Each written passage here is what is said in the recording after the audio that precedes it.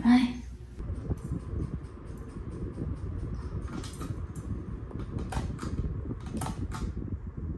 Hello mga inday, mga angkol.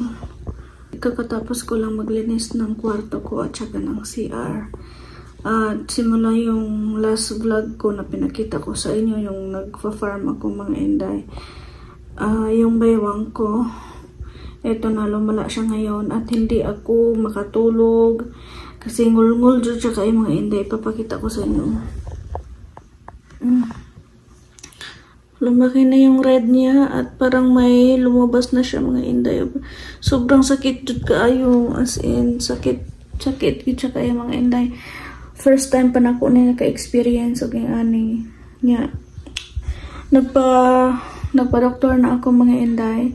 At may nireseta yung doktor sa akin. Nagamot for 7 days. 7 to 7 yung inom ko. And medyo isog siya nga tambal mga day. 750 mg. So, 7 o'clock ako sa gabi, mag-start mag-inom at 7 o'clock sa umaga. So, nung isang gabi mga inday, hindi talaga ako makatulog. Kaya nag-take ako ng pain reliever. After 30 minutes, nawala yung sakit, nakatulog ako. Tapos, whole night, wala akong sakit naramdaman, kaya pumunta ako doon sa farm. Tapos, kagabi, hindi na rin ako nakatulog mga inday kasi nga sobrang sakit, ngul-ngul siya kaayo. Nagkadako siya kagabi mga inday niya. Kanang, hindi na lang ako nag-take ng pain reliever kasi ayaw kong masanay yung katawan ko sa pain reliever ba. So, inantos lagi na ako ito gabi inday. Giantos na ako gabi niya. Kaya ngul-ngul siya kaayo mga until 1 o'clock hindi ako nakatulog. Umiyak na lang ako kasi gusto ko sanang kanang pukawan ako si Papa ba doon sa kwarto niya. Kaso lang lock na yung pultahan, yung pinto nila doon sa loob mga inday. So hindi ako makapasok. Tapos alauna ng madaling araw ayaw kong gisingin si Papa kasi kapag si Papa na nagigising yan hindi niyan makakabalik tulog. So igwan taragid na ako gabi na sobrang sakit ngul-ngul until nag 3 o'clock in the morning hindi pa rin ako nakatulog. Tapos isa lang talaga yung position ko mga inday. Matulog ko diririgid tawon sa pikas nga kilid kasi hindi ako makatransfer dito sa kabila ba kasi sobrang sakit. Tapos kapag nagmo-move ako parang yung skin niya nag-stretch. So haso kaayo yung kamay ko, kikita niyo mga inday nagsasabon pa rin ako doon sa sulfur na antibacterial. So medyo taud-taud na nawala kaya ko naka-experience og sobrang kate. Ito naman yung pagani ko na humanani ako ang katol-katol ni Pulin na punin ako ang hubag-hubag. Ngayon sila matagtiki daw ni sa amo mga inday sa Bisaya pa. So hindi ko alam kung bakit ako nagkaroon ng ganito. First time ko sa buong buhay ko mga inday magkaroon ng ganito. So ngul-ngul po siya and then today hindi ako pumunta ng farm today mga inday kasi nagpahinga lang talaga ako. Pero this evening I can't bear the messiness in the room kasi sobrang kalat. Yung kasi mga sister ko dito sila nagtatambay pag during daytime kasi mas malamig dito kasi may kisame.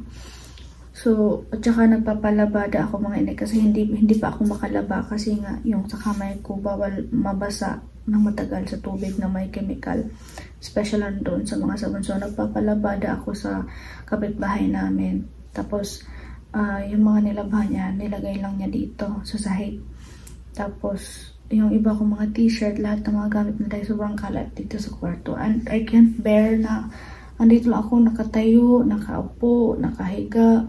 So, naglinis ako this night. Nag-start ako maglinis 7 o'clock na finished ko mga almost 10 na.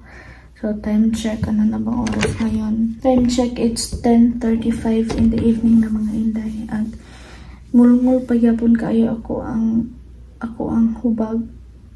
Tulog na kaayo ba ka nang inaantok na ako mga inday. Pero kapag nakahiga ako, yung panit para siyang sa stretch. Hassle kaayo. So, nilagyan ko siya ng oil, no, sa oil na galing niyog mga inday sa lubi.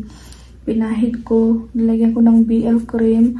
Itong sa mga kati-kati ko dito mga inday, ang dami ko nang naubos na BL cream, skin fighter, ano pa yon, yung galing talaga sa dermatologist kasi nagpa-derma talaga ako mga inday. Ito yung galing sa dermatologist. Ubus na, wala nang laman. Pero wala masyadong epekto. Tapos yung ibang mga cream na sinasabi ninyo, sinusunod ko, yung mga sabon, ganun mga inday. So, I'm glad kasi yung sinunod ko yung mga opinion ninyo sa comment section. Nag-try ako. Medyo umepekto siya. And it's been a while na hindi na ako nakaramdam ng sobrang kate. So, it's been a while na hindi ako nakaramdam ng sobrang kate. Ito naman yung bewang ko na lumala. So, sabi nila, nilagyan daw ng Madre Cacao. So, nilagyan ko ng Madre Cacao. Okay. Parang nangangagat sa loob. Nilagyan ko ng Madre Cacao kahapon. Tapos, mandalamay, pipino, yung udlot sa dahon sa saging, mga inday, nilagay ko.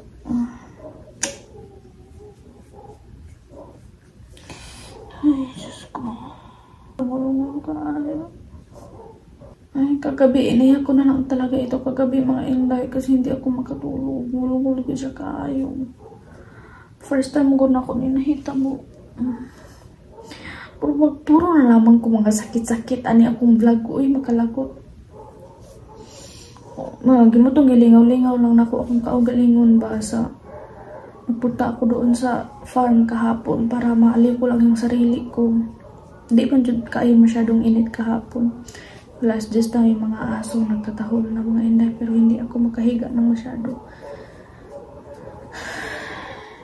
Yung damit ko mga inday, ginaganito ko lang yung damit ko kasi nasatakot ako kasi nung isang araw, maliit pa to, nakalimutan ko man kasi nag-take ako ng pain reliever. Nakalimutan ko na may ganito pala ako dito. Pag ganun ko mga inday, tsak na push, sobrang sakit kayo. Tapos linalagyan ko na siya ng mga gamot. O tingnan niyo mga inday, may lumalabas na. Tapos pag nagdadamit ako, ginaganito ko lang kasi hindi ko, feel ko talaga yung sakit pag kinukuha ko itong damit ko. Tapos gumagano na, ganyan. May ngilaw kaayo. So, kuan na siyang anaon. Para dili kayo siya, para dili kayo siya matouch. Kung sa may yung gitambal kung naamoy ang ani mga inday. Ano bang ginagamot nyo sa sarili nyo kung meron kayo nito? Kasi may antibacterial na ako ang iniinom. Never mind lang mo sa ating mga fats dyan. Mataba talaga ako noon pa. Lumalaki siya hanggang dito mga inday. Para siyang lumulubo hanggang dito. Lumalaki. Ay, ito hasol. Minsan, nahihirapan akong humiga sa kama. Dito na ako sa upuan ko gumaganon. Gumaganon hanggang makatagpi yung kaba, makaidlap ako. Pero masakit yung dito naman ko. Mag-transfer naman ako dito sa kabila. Masakit na naman. So, tugsoy lagi na akong tiil. Yung pa ako, pa-straight lang talaga mga inday. Ay, kakapoy. Kasakit. Yung ulo mo.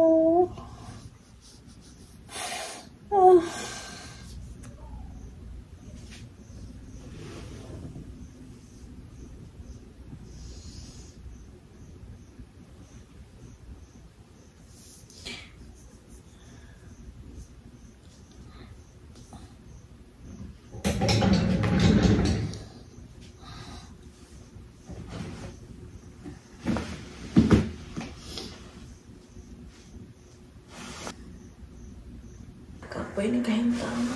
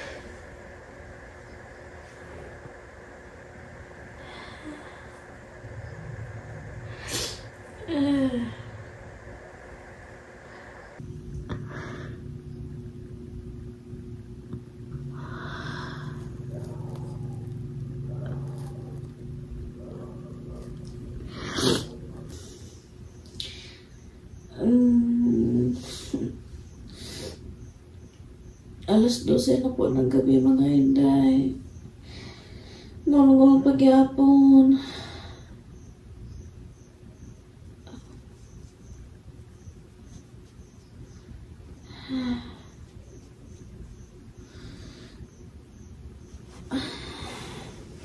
Parang hindi na maapekto yung pain reliever na ininom ko.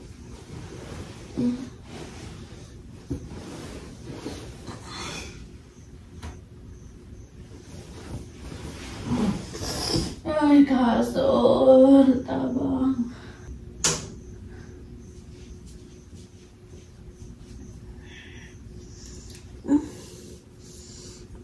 Gusto pa mo ni mo boso ako eh. Nakawagit sa kayo. Nag-inom na ko pain reliever para makatulog ako. I'll update you tomorrow na lang mga Inday sa kalagayan ko.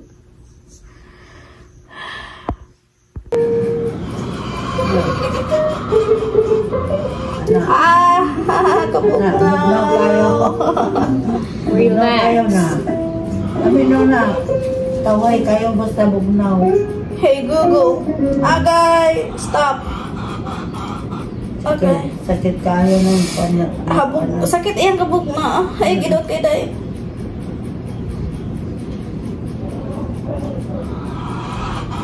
Ako yung pagkanda.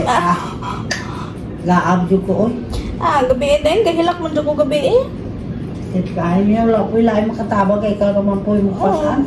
Dire, gid ako rin po daw sa niya. Tulog naman sila. Hindi naman ko kapamukaw. Kaya siradoon ko na ilang puntahan. Agay! Kikwa ka na!